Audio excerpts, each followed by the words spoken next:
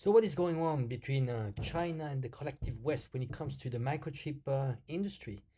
We've seen attacks by the collective West and mainly by the US. There's this chip alliance, which is between Japan, Taiwan, South Korea, and the US to contain China. So basically, there's a fear of China.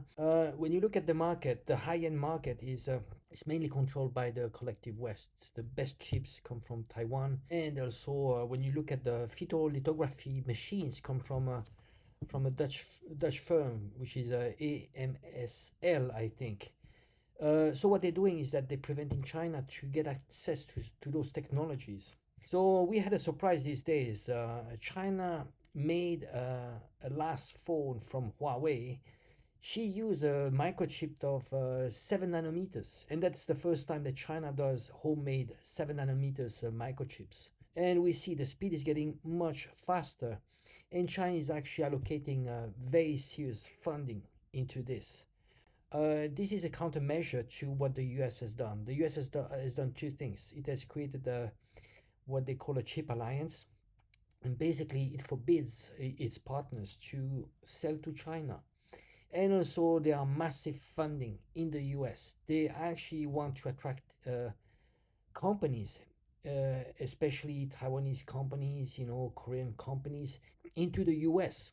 So basically, it's taking actually not only preventing those countries to sell to China, but also to taking away business from those countries. So this is what the US is doing to its own partners. But China is doing countermeasures these days. They're actually massively investing into the microchips industry, and they're catching up. So you see, China, they say that when there are measures, there can be countermeasures. We see what the US did, for example, in the space program. They kicked out China, and China said, well, you don't want us, but we are going to create our own space program. And we see China actually is going further. So we say in Chinese, 以退为进. It means turn a setback into a new opportunity. And that's very similar to what Russia did. Remember in 2014, all the collective West were putting sanctions on Russia, and Russia realized that this actually might be an opportunity.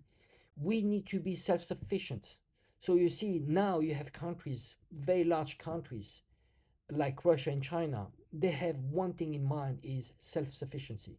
And I would say any countries, when you look at the problems countries can have when it comes to sanctions, now countries are thinking first, how can I be self-sufficient?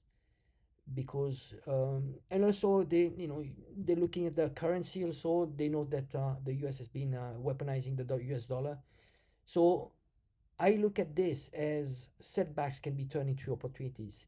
And you see, with Chinese, what they'll do with the microchip industry, they might actually enter massively into this industry at the higher level, and they might becoming the leader.